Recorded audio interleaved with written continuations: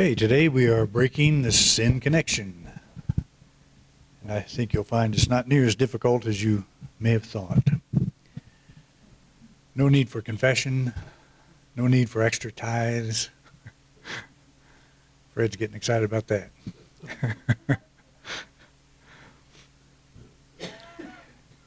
It's a subject we need to talk about once in a while because it's a pretty big deal. I've said many times that sin is a primary factor in traditional Christian thinking. If you take sin out of the picture, take sin out of the formula, and you don't have much to stand on. There's no threats that are issued or able to be issued if you don't worry about going to hell for sinning. And we're going to talk about what that means in a minute, but there's one way to look at it. I talked about the law of aerodynamics last week or the week before, or maybe all of those weeks. There's 4 principles involved in that, and I'll see if I can remember them. One is the principle of lift. You have the shape of the wing is shaped, it's an airfoil, causes lift. There's drag. I can't think of what that's for. There's forward momentum, and there's other names for it. And there's, let's see, one other thing. It doesn't matter. All of these laws existed prior to knowing that they did exist.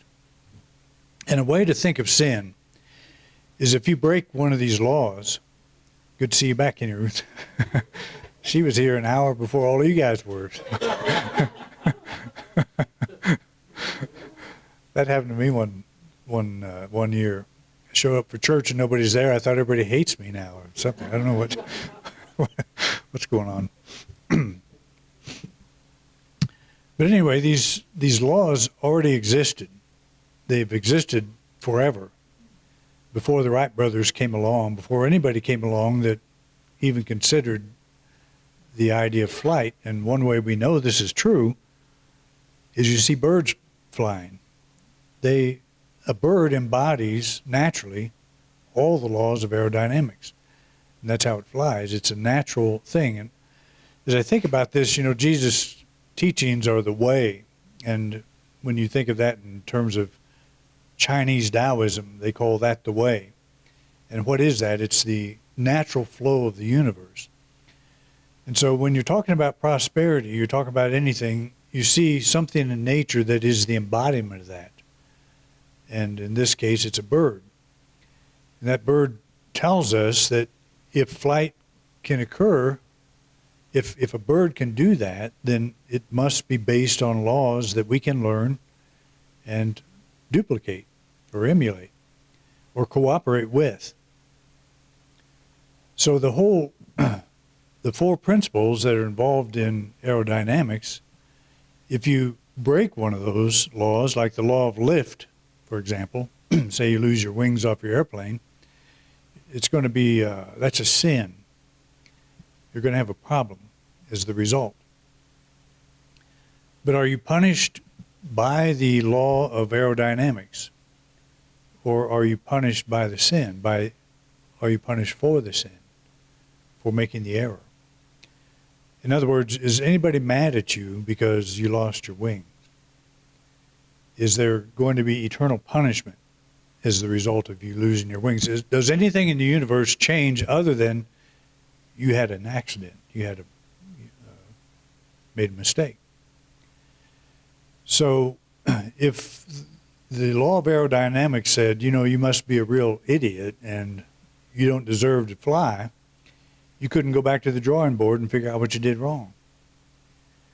But if you do go back to the drawing board and figure out what you do wrong, you'll find that the law of aerodynamics does not hold a grudge.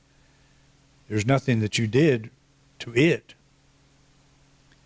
And so when we understand the nature of God, it's the same thing. God is law. God is principle. God is changeless reality that no matter what we do, We don't hurt it. We don't damage it. We don't make it angry. And that's where sin comes in. Jesus told many people that your sins are forgiven, and he was lambasted for that because human beings don't have that ability. Well, he wasn't forgiving them of their sins. He was telling them that whatever you've done, you cannot change your relationship to the infinite. It's always the same. So you're free. The only thing that's keeping you bound is your belief that you sinned, that you committed a problem with God, that you're no longer in good standing with God. So he was saying you don't have to go to the priesthood, you don't have to sacrifice money or pigeons or whatever to get on God's good side. You're already there. Again, that's the whole point of the prodigal son. He goes out and has all the big crashes, crashes the airplane many times. And yet he comes home and all the principles of aerodynamics are still in place. The father refused to look at his mistakes. So that to me is what Jesus taught about sin. And that's a huge thing. I was listening to a fellow who had a near-death experience that grew up in the Catholic Church. He said, everything I did was wrong as a kid. So I constantly lived in fear of going to hell. And he just said it was miserable. And what that does, it makes you even worse. It makes you sin more. It makes you go the opposite direction. It makes you become an alcoholic or a drug addict or a thief or whatever. Because you figure, I'm going to get it anyway, so I might as well have fun, along the way, if that's fun. But he said he lived under that, and then he has this near-death experience, and it's a pretty elaborate story, but he said the voice that was speaking to him said, and by the way, you need to ditch all that ignorant stuff that you're carrying around. And he said, what's that? He said, you believe you've sinned. Get rid of that, because it doesn't matter. You can't hurt this presence. And we hear that in our heads, through our ears and through our eyes and all that. But we have to come to that point. If we are to be free in this life, we have to, first of all, know that we have not transgressed against God in a way that changes our relationship with God. And I think at some level, probably all of us think that that's possible, that we could do that. If you were raised in that kind of thought, it's a pretty hard thing to shake, to think that I have sinned and, God can't possibly be happy with me. That's why I'm going through this stuff. Well, with the Jew of Jesus' day, sin and disease were one and the same. If you've got a disease, you sin someplace. So the Jews of Jesus' day saw a strong connection between disease and sin. The best example of this belief is when a young man, blind from birth, was brought to Jesus with the question, who sinned, this man or his parents, that he was born blind? This is a case for reincarnation if we want to go down that road, and I don't really want to today. Because how could a man sin before he's born and be born blind? So we could, use that passage for that on that subject, but we're not going to. The whole thing here is who sinned. In other words, this guy's got a problem. Obviously, he sinned. So there's no question in their minds. That's their belief system. You have a problem, you've sinned. If you go broke, you've sinned.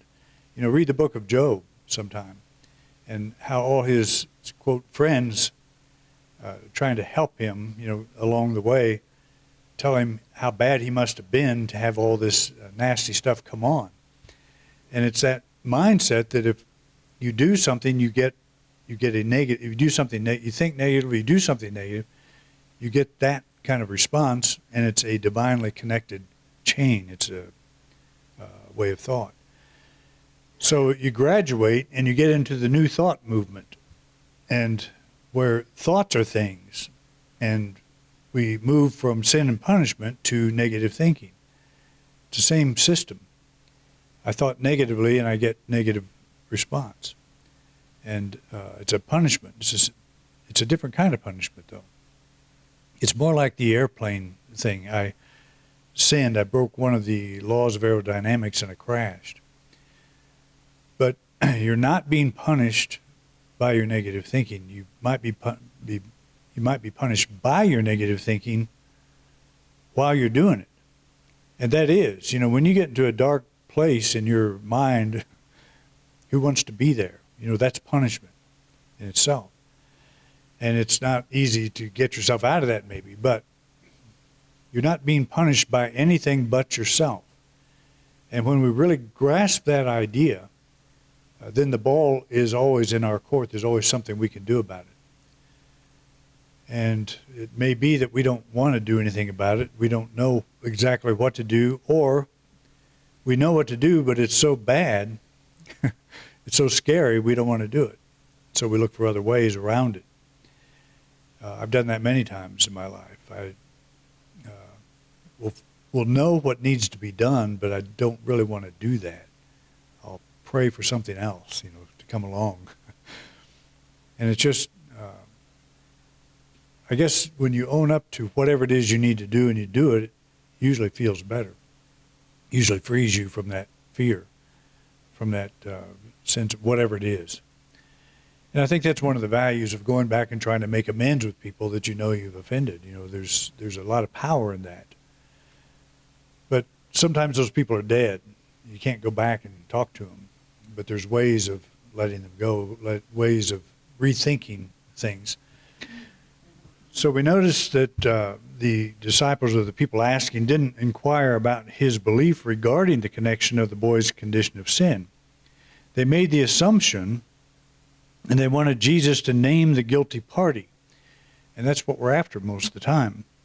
Jesus, of course, dismissed their question and took steps to bring about the healing. And that's one of the beauties of that story. He said it's not that the man sinned or that his parents sinned. It's this is an opportunity to see the works of God be done. So it's like he started something new. Let's not look at that. Let's not look at this cause and effect thing. Let's start a new cause. Let's see this as an opportunity to bring about something new. And what he did basically was break the sin connection there. But he did it in the minds of the people that were observing. He didn't say anything to the boy, if I remember. He didn't say your sins are forgiven. I think he just touched him in that case. But what the onlooker would say is, well, how could he do this? If there's a sin, and how's this sin forgiven? So he did it by demonstration. He was saying what you believe is wrong, that there's not a connection between this disease and anything this boy did or anything his parents did. Let's break the sin connection. So they probably didn't do that. In fact, after Jesus died, the sin connection was all revamped and put back in place. And that's where the confession booth and all that stuff comes from. It's the whole idea of sin that we have today. Seems to overlook stories like this. So that's the way that is. We just have to think for ourselves in this way. On several occasions before he spoke a healing statement, Jesus would tell the person that their sins were forgiven. I do not believe he was asserting special power over sin. He was breaking the sin connection, erasing the lifelong belief that their problem resulted from an offense against God. That's something that we all have to look at ourselves. Do we believe that is going on? If my life is looking not so good, is that the result of something I have put in place? Something I have put in play, and this is kind of a karmic expression of that. And the law of karma, the idea of karma, is also very strong with a lot of people. We didn't grow up with that belief system. That's Eastern. But many New Thoughters have picked it up, the law of karma. And I would say it may be a law, but the law that is greater than that is the law of mind action. Thoughts held in mind produce after their kind. You don't like what's going on, produce some new thoughts. Produce some new ways of thinking. Break that cycle. Break that karmic cycle. The the belief is that, your life is, you're struggling in your life because maybe even of something you did in another life. Well, how do you get out of that? How do you find out, what that might be? And what the law of mind action says, you start a new cause, and you can do that now. I'm not under the power of sin. I'm not locked into that belief system. This is an opportunity for the works of God to be demonstrated. And what are the works of God? God didn't work in the past. God doesn't work in the future. The whole process is now. What goes on in your mind right now, that's your experience. That's the level of experience you're having this very moment. Somebody can do something that is offensive to you, and that could have been 2 weeks ago, and you're still suffering. And when are you suffering? When is that occurring? It's happening now. And why is it happening now? Because it's happening in you. It's in your thought, in your mind, in your subconscious level probably, and you're replaying it, or it's replaying. So how do we break that sin connection? And that's what it is. It's a karmic sin connection. I'm being punished for something. You may not say that at all to yourself. You may not even, that thought may not even cross your mind. But there is some thing in us that when things happen, we wonder what we might have done wrong. What might have interfered with the whole creative process that would have brought this about.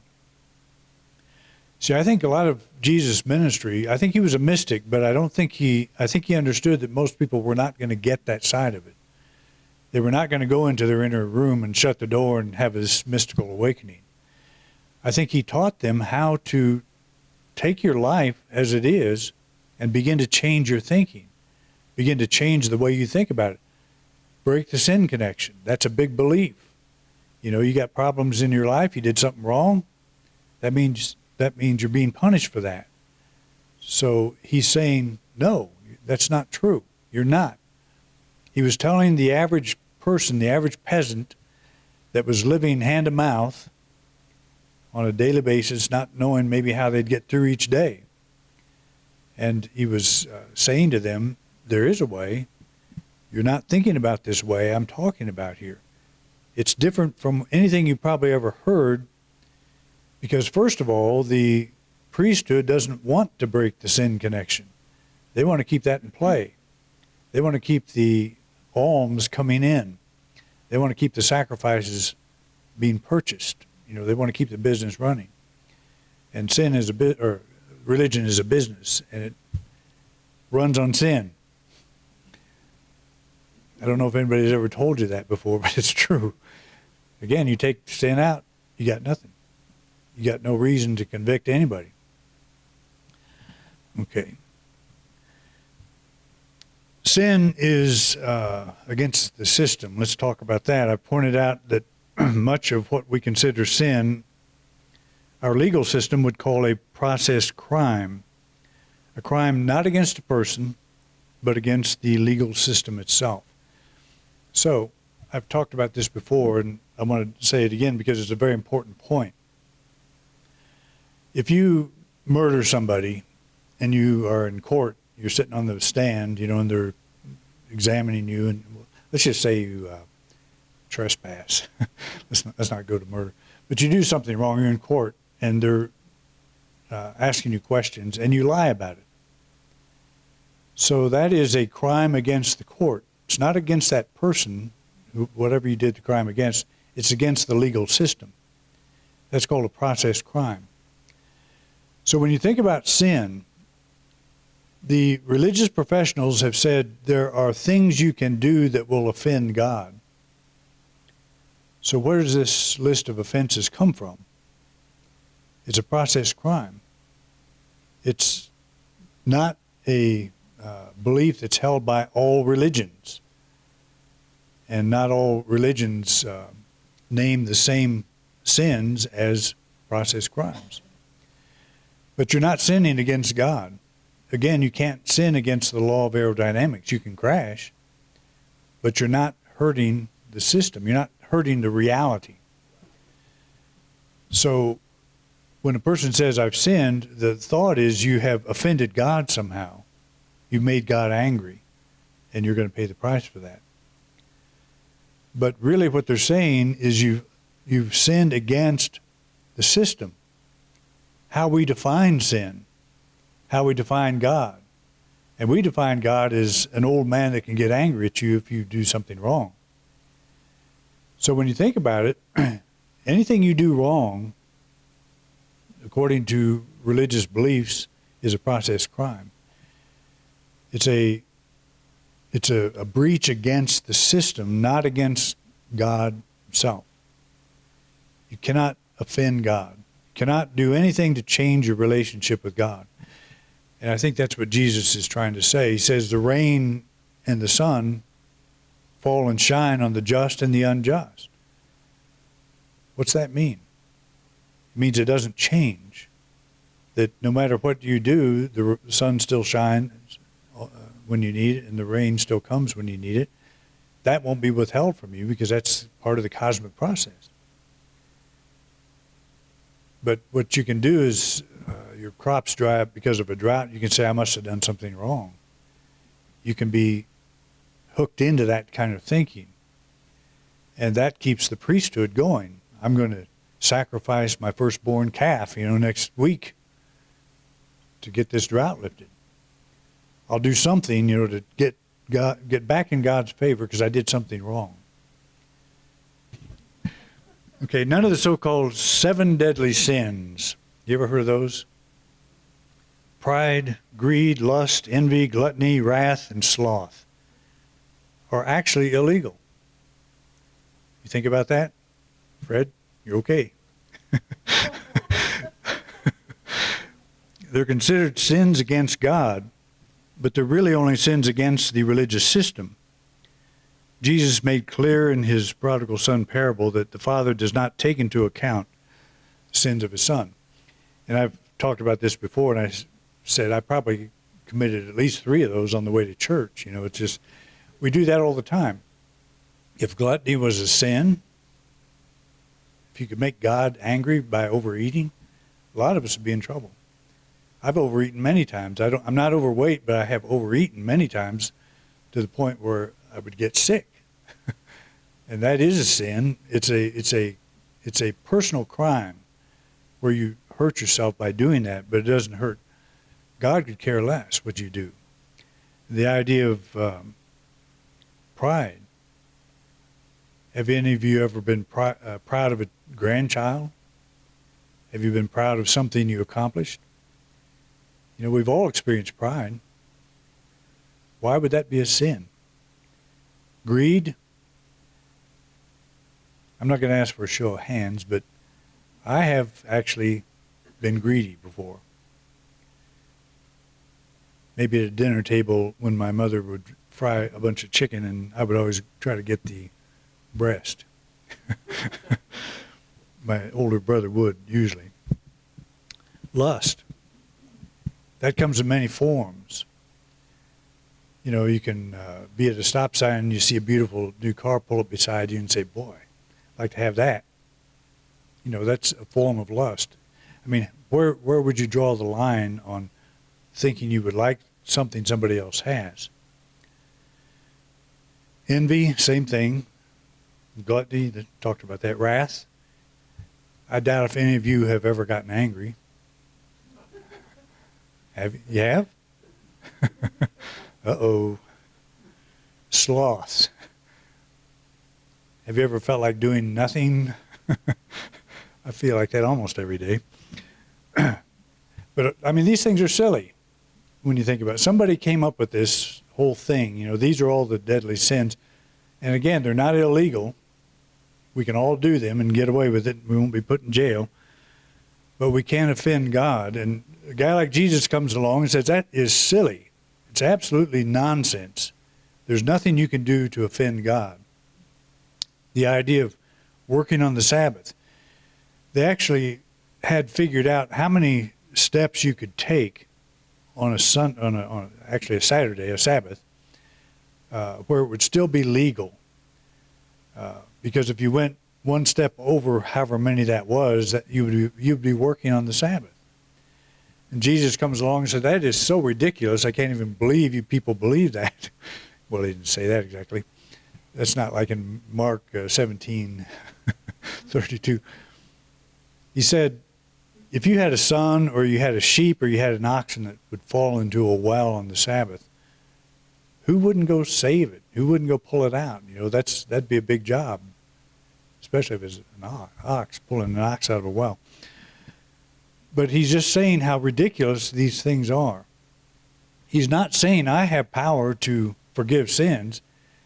He's saying the thing you think is causing the offense is not.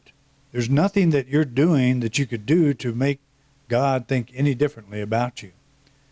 It is the Father's good pleasure to give you the kingdom. You know, I love statements like that. It's a very affirmative, like, even if I sin, well, the prodigal son comes home after sinning, and it was his Father's good pleasure to give him the kingdom, to give him his home back, put a new robe on him and rings and have a feast, all this stuff. Jesus goes almost to the extreme to show how ridiculous that kind of thinking is.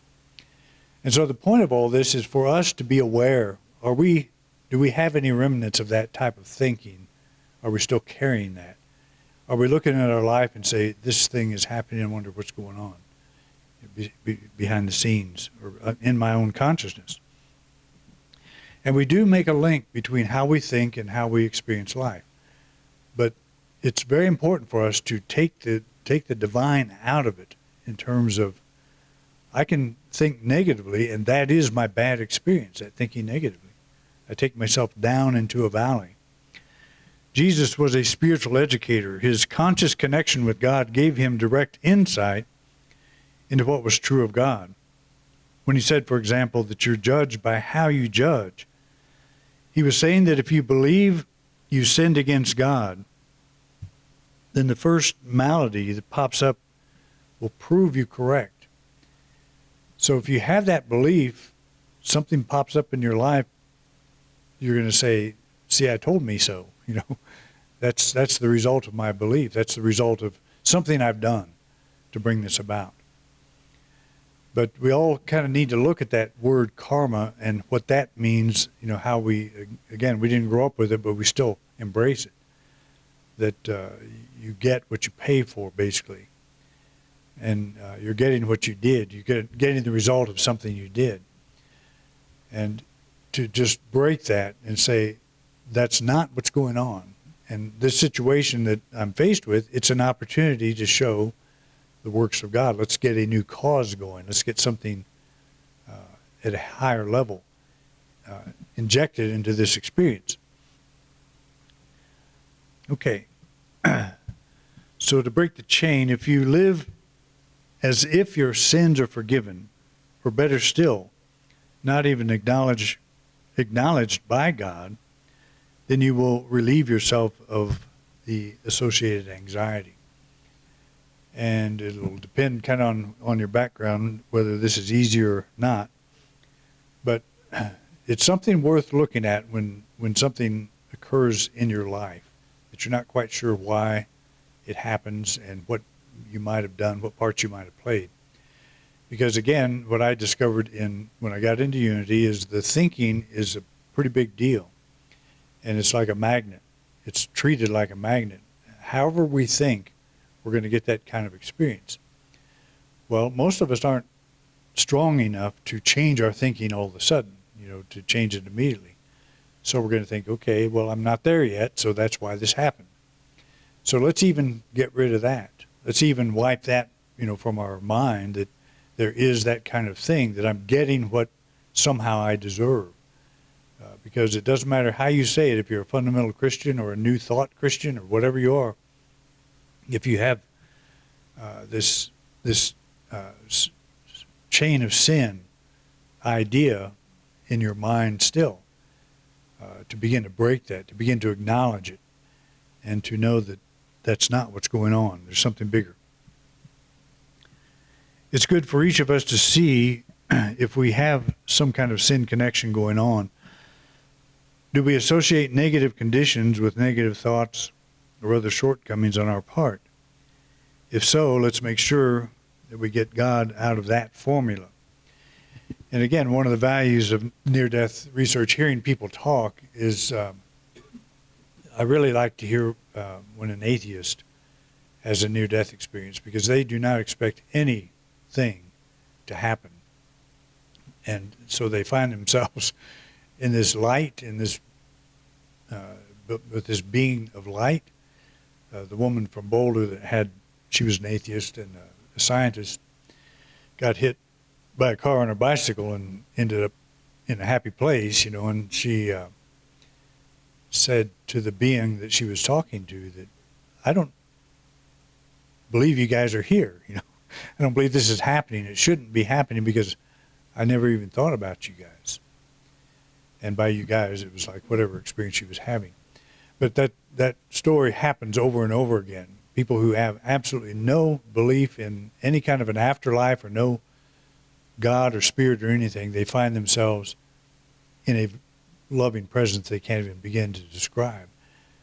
And they do not feel they deserve it. And the whole reaction, the whole response they get is, everybody deserves it. That's what we are. That's what we do. That's what the nature of this universe is. It's love. It's absolute love. And there's no forgiveness because there's no condemnation. And we really have a hard time with that one. Because if somebody does something wrong, we don't forget it for a while. And there is condemnation. So we think God thinks that way. And this whole universe, it does not think at all. It just is, and it is love. And that's what these people come back saying. It's nothing like it we have ever experienced on earth that we can describe. It's beyond all that. So just to hold that kind of thought is, I'm not bound by this chain of sin, whatever you want to call it, however you want to define the word sin. The falling short idea, we all know that we're falling short of our divine potential, but are we being punished for it? That's the second question that we ask. Do we think we are? And if we do, then we need to ditch that. God is that consistent one presence, one power that we call upon to restore order where chaos may have erupted. Nothing we say or do changes God's changeless behavior. In other words, our sins are forgiven. The sin chain is already broken, even before we ask. And I love that passage, before they ask. Father knows what you need before you ask, even more so than we do. We may be saying, well, I need forgiveness because I did this or that. No, you're already forgiven. The slate is clean. Okay? As Jesus said, go forth and sin no more. Thank you for watching this week's program. If you enjoyed this video, please share it with others. We want to reach as many people as we can, and we appreciate your help. We have many subjects in our video lineup, so feel free to take a look. If there's a topic you don't see and would like me to address, just put it in the comment section. I'd love to know what's on your mind.